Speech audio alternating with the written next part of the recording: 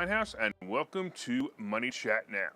Money Chat Now is a politically charged stock market pre-show giving you the politics behind the biggest moves in the stock market. It is presented with comedic common sense by an expert in financial literacy, and hey, that's me, Larry Steinhouse. Today is Monday, April 18th, and I want to welcome you to the show. We are here live on WWDB Radio 860 AM in Philadelphia, and we are live on Facebook, Twitter, LinkedIn, and YouTube. Hey, you can find me, if you're looking for me, that is, if you can find me on Facebook, TikTok, and other social media by searching Larry Steinhouse. And just a reminder, if you're watching online, hit that like button, hit that share button, and don't forget to subscribe to the YouTube channel and like the Money Chat Now page on Facebook. You can comment live during the show on YouTube, Facebook, LinkedIn, and Twitter, and please say hi so I know you're watching. Hey, by the way, if you're commenting from a group and it's not the Money Chat Now fan page, your name may not show up on my dashboard, so please go to the Money Chat Now fan page, comment there, like it, comment there, and that way I can recognize you. Money Chat Now is brought to you by Investor Schooling, and you can attend a complimentary class this Thursday by going to investorschooling.com. And there you will learn about real estate investing and stock option trading from those who do it every day. Hey, real quick, I want to say a couple of people watching online. I see we've got Joe, we've got James, we got Jeff, we got Barbara, and we got, it looks like James again, a different James. Awesome, guys. Thanks so much. I appreciate you guys watching, as always. All right, on today's show, we're going to be discussing the futures update. We're going to be talking about drilling on federal land. We're going to be talking about COVID lockdown results. Hey, Philadelphia is #1. Yeah, it's not what you think. And we're also going to be talking about how the government is once again trying to screw small business. All right, let's get into it. Hey, I got to ask you guys a question. Did you guys have a great holiday weekend? I hope so, because it's crunch time. We are now into the height of earnings season, and the market is going to get fun. All right, here's a quick recap of what happened last week. Of course, we had J.P. Morgan reporting terrible earnings, and I don't know, the stock is now at a 52-week low. We had Goldman Sachs also report earnings, and they did well. However, the stock is also near its 52-week low. We had Wells Fargo report, and they did okay, and the stock is not at its 52-week low. However, it's in a lower range than the past 52 weeks, so it's actually a lower range. It's not exactly low, but it's not exactly the low, but it's pretty low. We also are going to see Bank of America's earnings today, which, by the way, they did hit, and we'll talk about that in a little while. And that may be the catalyst for today's ups or downs. So the bank stocks are definitely showing signs of a crack in the economy. By the way, it's obvious that we're having a crack, and frankly, it's about time for that crack. I've been expecting it for the past 7 or 8 years. It's really the normal cycle of the markets, both the stock market and the real estate market. Cycles are typically 7 to 8 years, and if you consider that 2012 was the low point of the recession, this really should have started cycling around 2020. The only thing that moved it forward was the scamdemic and all the money that was infused into the economy. It's similar to what happened in 2001 when the terrorists flew into the Twin Towers. The normal recession should have happened right about that year, but the infusion of money into the economy at that time set back the timer, and we paid for it in 2008. By the way, I look at 2022 as 2006, and 2008 is only 2 years away. If you could go back in time to 2006, what would you do differently to make 2008 a non-incident in your personal financial situation? Would you sell your properties? Would you have cash or other precious metals? Would you change your investment strategy? Well, think about that, because we are there again. Honestly, we're there again, so think about it. All right, last week, we of course also had Elon Musk shaking up Twitter. As you know, he recently took an almost 10% stake in the company, and then he declined a board of directors seat and then offered $43 billion to buy out Twitter and take it private. Elon is a free speech advocate, and social media sites like Twitter, Facebook, YouTube, and others have been aggressively blocking any views that they don't agree with. Musk, like most patriotic Americans, is sick of it. So this is his way to try to solve the problem. Anyway, his offer stirred up the board, and they have adopted the poison pill strategy to put in a method for Twitter to block the takeover. All right, let me explain what's going on here. Let me explain where Musk is with Twitter, and then I will explain what the poison pill strategy is and why it's really bad for stockholders. All right, Musk offers $43 billion, approximately $54 a share for the stock. If the board turns it down, Musk can now continue to buy shares until he owns so much of the company that he ends up with he ends up basically controlling it anyway. By the way, this is why he didn't want to be on the board of directors. As a board member, he would have been limited to owning no more than 14.9% of the company. So now he can just continue to buy shares because he's not a board member. The poison pill strategy is a strategy that allows board members to buy more stock of the company at a discount price. This will allow the board members to own more shares and try to block Musk from having a superior controlling share. In order for it to work, however, the board members have to be willing and able to buy enough shares to block Musk. That's going to take a lot of money. At the same time, the average shareholder will be seeing wild swings in the stock price as the board members position themselves. If they decide to do it, where does it leave Musk? My guess, laughing all the way to the bank. All right, I'm going to tell you to watch this stock during the week because it's going to be very entertaining. All right, let's see what the futures are doing right now. Right now, we have the Dow down about 25 points. We have the S&P down about 9 and the NASDAQ down around 40. All right, let's talk about what's going on with drilling in federal land. Apparently, now that the Biden family can no longer get kickbacks from the Ukraine, His Highness has decided to allow the people of the United States of America to get a possible benefit from his loss. If you recall, Biden, in another campaign speech blunder, said he would no longer allow for drilling oil on federal land. Well, of course, all that has changed. As of this week, the administration will resume selling leases to drill for oil and gas on federal lands. So why is Biden doing this? Well, it's simply a feeble attempt to lower gas prices. However, industry experts say it will take up to 6 months or at least 6 months to a year before new drilling on federal land would produce additional supply and ultimately bring down the cost of gas. That's from the time they start. They still have to put the equipment up. So if Biden thinks he's going to win points for his party in the midterms, this is clearly not going to help. Here's something even more interesting. The government is increasing the price of drilling on the federal land as well. So that means that the oil companies can drill on the federal land. However, it's going to cost them more. And of course, they will pass it on to the average American anyway. I bet you didn't even know how this works. Believe it or not, check this out. The government receives a royalty from the production of oil on federal land. The new royalty rate is going to be 18.75%, up from the previous 12.5% rate. Hey, Biden, stop putting Band-Aids on the major wounds you inflicted into the economy of the United States. Did anyone see the video of Biden shaking hands with no one?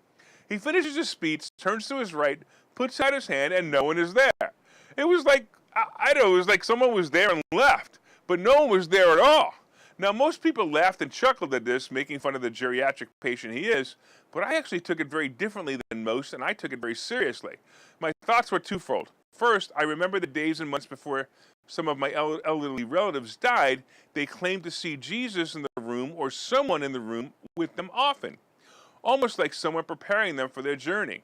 Look, knowing Biden, the other thought I had is it was the devil himself standing beside Biden and guiding him through the ordeal, just as he has his entire life.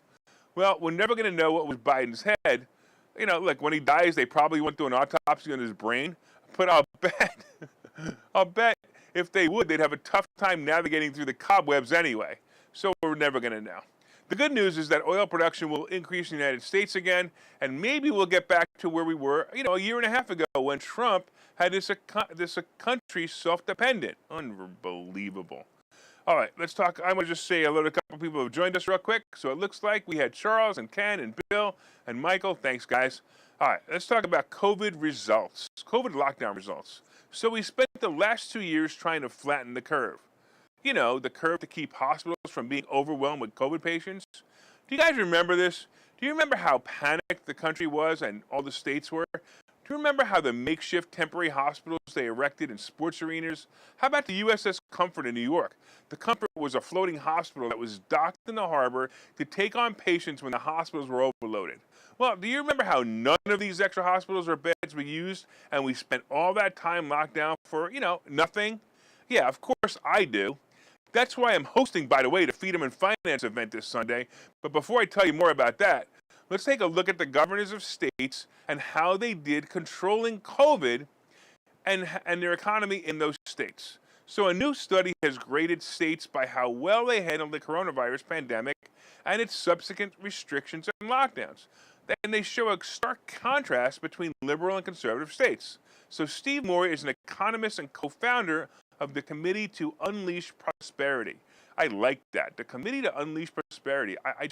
The fact that we have to even come up with a committee to unleash prosperity in the United States, it fascinates me. All right. His study showed that shutting down their economies and schools was by far the biggest mistake governors and state officials made during COVID, particularly in blue states, such as, well, actually, here, check this out. New York, California, New Jersey, and Illinois were among the worst in dealing with the coronavirus, performing poorly on every measure, the report said.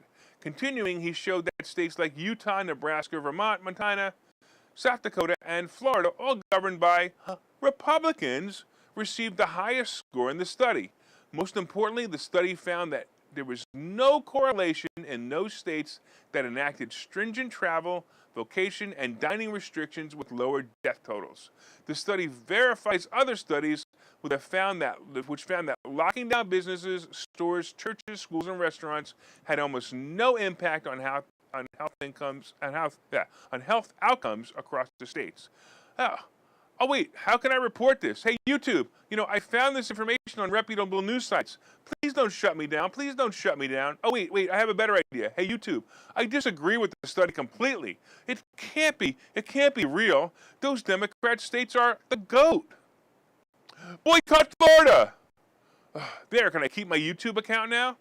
I seriously want to make a YouTube video about real medical misinformation and see if they ban me. Like how smoking cures cancer, how eating 7,000 calories a day will help you lose weight, or maybe, how eating heart-healthy foods like broccoli and spinach will kill you. What do you think? By the way, that reminds me, and I got to tell you, it reminds me, and if you're sick of this administration and sick of the masks and vaccine mandates and the Gestapo regimes in office, you want to be at the Freedom and Finance event this Sunday. We're hosting it this Sunday, April 24th at the Washington Crossing Inn. Of course, we're going to have as my special guests people like Bill Spadea, a real freedom fighter in New Jersey, and also the #1 radio talk show host there. We'll be having Doug Mastriano as a freedom fighter and a big hopeful in the governor's race for Pennsylvania. We're also going to have Teddy Daniels, his running mate for lieutenant governor, and a slew of people who will teach you how to invest in real estate, the stock market, apartment buildings, and will teach you how to find all the money you ever need for any deal. We actually were sold out, but we convinced the Washington Crossing Inn to give us an additional room, so we have 25 more seats left. So if you haven't signed up for this all-day event, go to 4mmw.com, 4mmw.com, before we sell out. All right, let's take a break. Investor schooling. Those guys are everywhere. Investor schooling? Those guys are everywhere.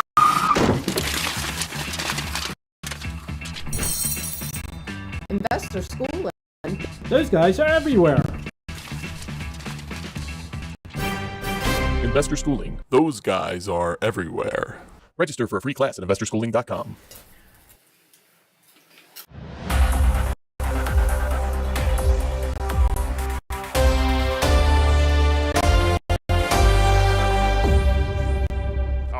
Welcome back to Money Chat Now. I'm your host, Larry Steinhouse. And if you'd like more information on investor schooling, you can go to investorschooling.com or call 866-424-2829, 866-424-2829. Hey, I want to thank you all for listening on WWDB Radio 860 AM in Philadelphia. And if you're watching online, please hit that share button so you can help your friends learn about how to make more money.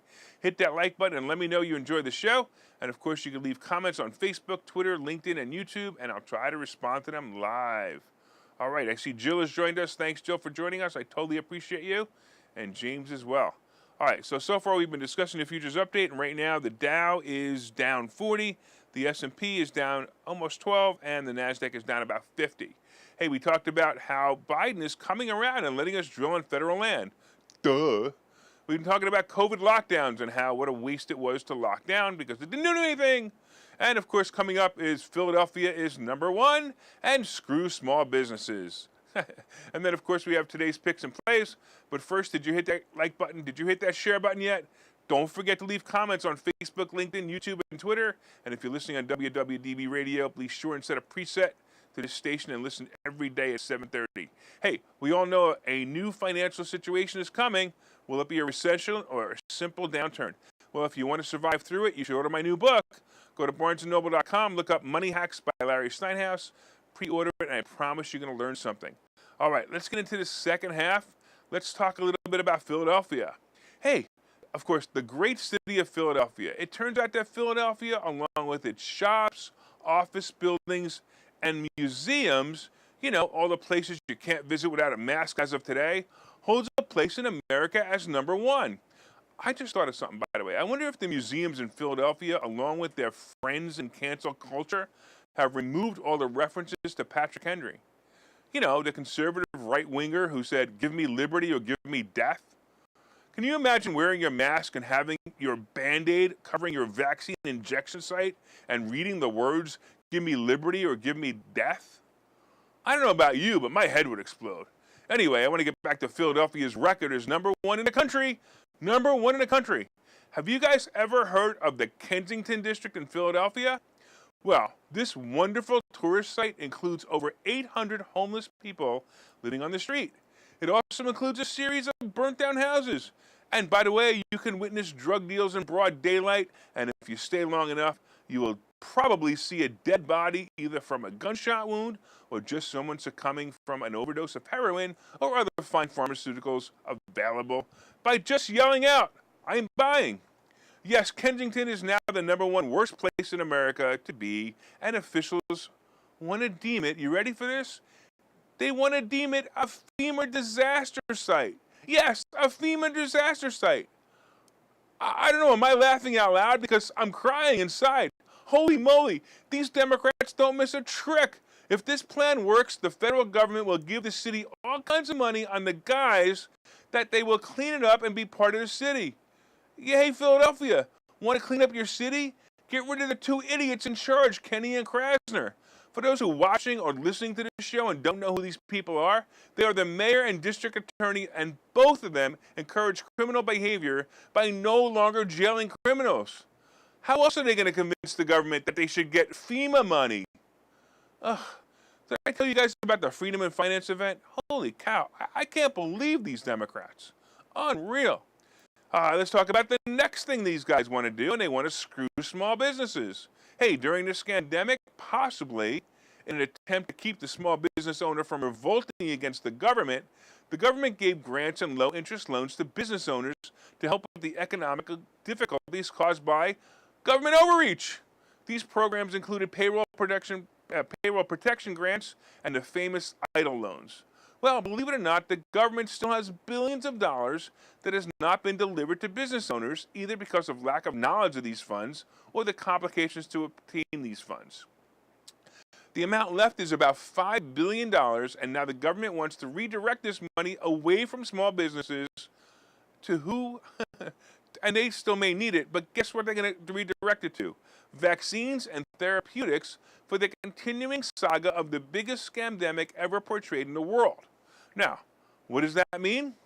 It simply means that Congress has obviously invested more of their own money into pharmaceutical companies, and they want the stocks of these companies to move up. There simply can't be any other conclusion. Many small businesses can use the additional funds that the government and their illegal lockdowns cause them to lose money and time. Yes, there were many who did receive loans and grants, and many businesses could use another round of loans. I know in my businesses, I probably lost about $1 million in income over the last 2 years. So will the government reallocate these funds?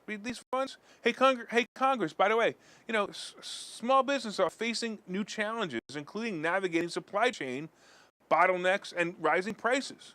Will you please either help them or stop deterring them from doing business with government overreach? Did I tell you guys about the Freedom and Finance event this Sunday? Go to 4mmw.com and sign up, will you? This is unbelievable what they're allowing to happen. All right, let's take a quick break, and we'll be back in a minute. Investor schooling needs a new slogan. Investor schooling? Never heard of. Investor schooling? Never heard of. Investor schooling? Never heard of them. Any suggestions? Phil? Investor schooling.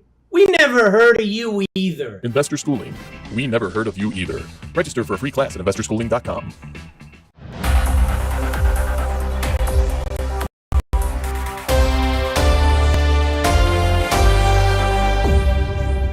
All right, welcome back to Money Chat Now. I'm your host, Larry Steinhouse. And of course, if you'd like more information on investor schooling, you can go to investorschooling.com or call 866-424-2829, 866-424-2829. Hey, by the way, if you guys are in the Newtown area this Wednesday, I'm going to be there with a couple of friends of mine, including actually Bill Spadia, and we're going to be hanging out in the Temperance House in Newtown. And if you want to come by, talk about real estate, talk about freedom, talk about masks, talk about anything, go to the Temperance House at 5:30 in Newtown, and we're going to be hanging out, and you'll get to see me in one of my fancy jackets, and we'll be having a really good time. Hey, a couple of people have joined us, Michael and Lewis. Thanks so much. I appreciate you guys.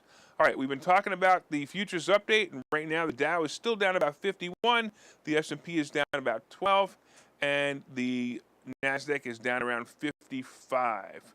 We also talked about the fact that Biden is now going to allow us to drill on federal land and charge more for it, of course.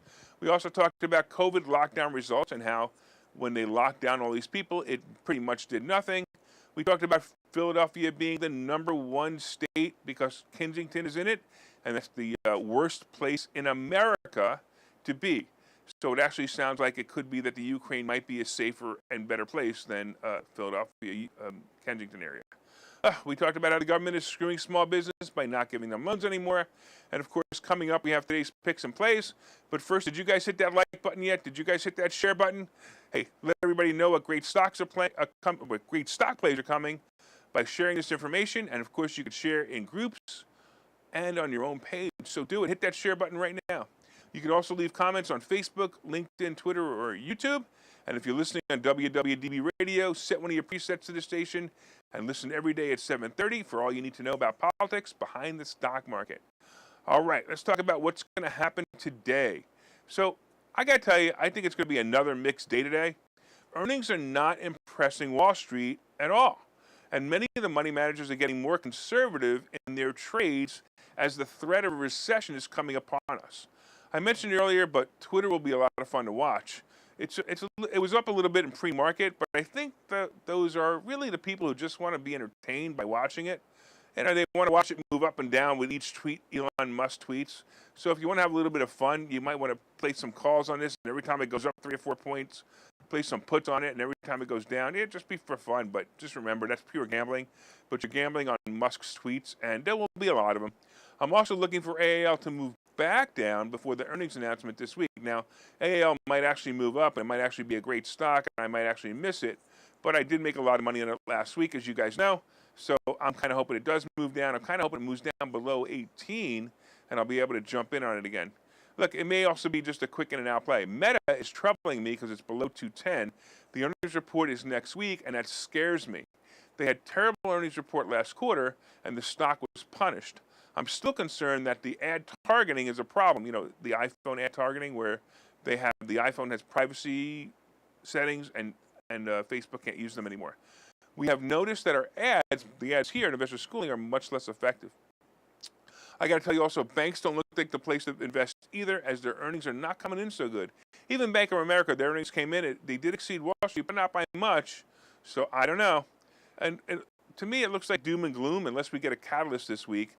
We'll need some good earnings report. Maybe we'll get lucky. Who knows? All right, let's take a final look at the futures and see what's going on here. Right now, we have the Dow is down about 49. We have the S&P down about 12, and the NASDAQ down around 50.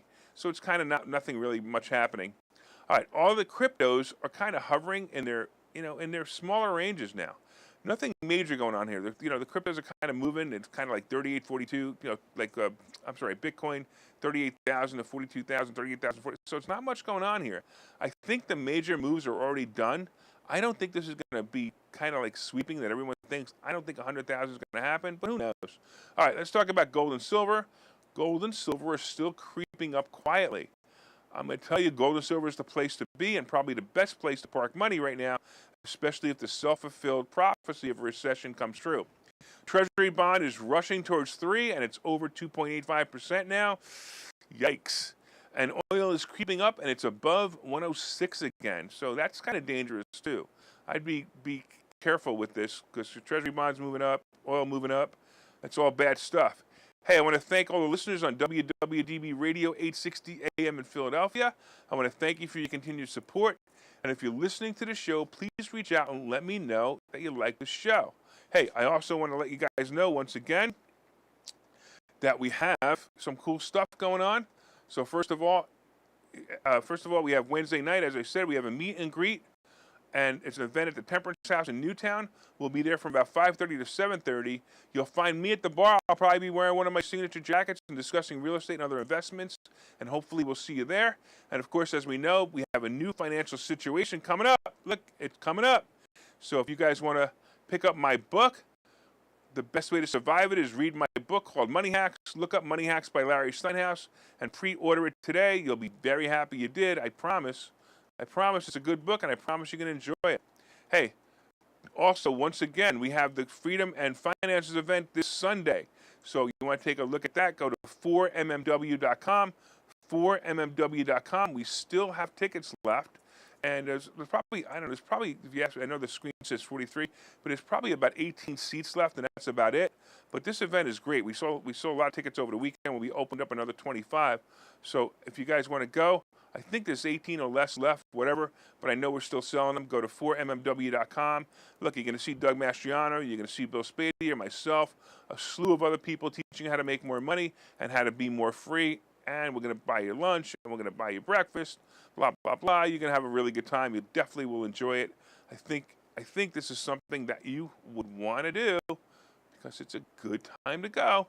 Hey, if I didn't already thank everybody, I want to thank the listeners on WWDB Radio AM 860 AM in Philadelphia.